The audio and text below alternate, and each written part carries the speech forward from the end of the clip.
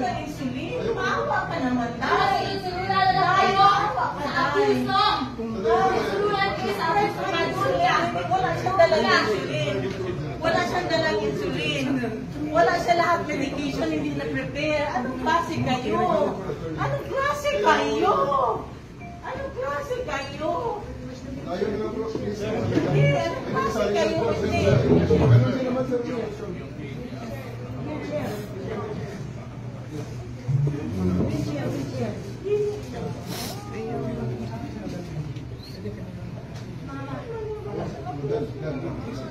Nakakuha mo na ba?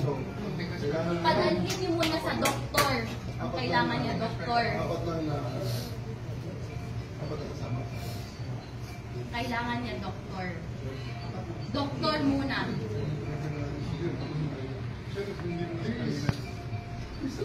Sir, please din sir. Buhay ito sir. Buhay ito sir. General, hindi po niyo sinabi. Sana nakaprepare po kami. Hinala namin ng mga gamot na kailangan. Hindi yung gamot na. Hindi walang gamot. 80 years old. Patay ito. Paano po? Sinasabi ko sa inyo. Sir, Paano pinasama niya? Pinasama niya yung doktor niya. Sir, this is a police operation. Magaling mo na kayo, sir. Ulitin natin ulit, sir. This is humanity. Sandali muna. Back to square one. Earlier this day, I placed the former president under arrest. I have various rights, and I do believe that he has to submit to me. Okay? Now, we are now taking custody. A decision has been made. He's going to fly out. Okay? Sir, So, you never told us. kaya sinabi ko sir sa We inyo, asked you where you ma'am, sandali. Sir, I was asking Because- you, sir, we were asking you kanina after the booking, what is next? The decision has been given only a No, few sir, minutes ago. that's not my question.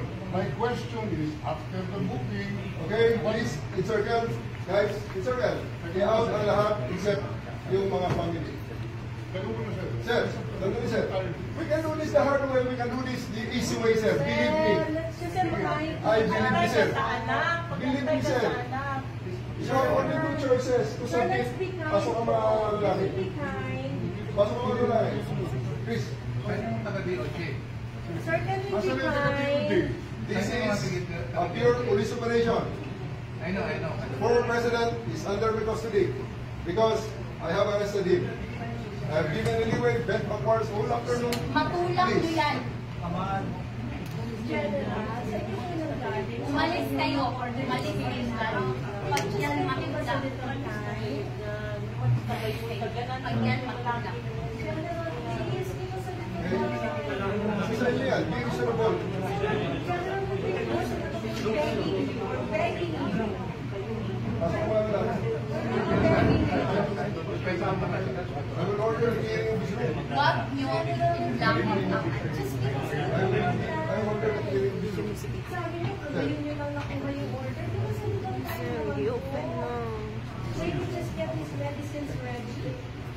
Sir, tignan niyo yung kondisyon bago niyo po. Yes, sir. Tignan niyo yung kondisyon bago niyo po. Doktor, asan yung doktor? Asan yung doktor? Akas na ng konti, medyo kailangan ng hangin, nag-oxygen na lang, kahit kayo dyan. Ano ba naman? Boss, nothing at last. Please lang, bigyan ng oras. Bigyan ng hangin, bigyan ng hangin. Bigyan ng hangin. Bigyan ng hangin. Bigyan ng hangin, sir. Bigyan ng hangin. Bigyan ng hangin. Pagpapalisin niyo. Boss, labas na lang kung kasi ano lang ang hangin, kailangan. Baka hindi na umabot sa pintuan. Lagay na lang ng mga bata niya. So, sa konti. Lagay na yung para Explain mo lang.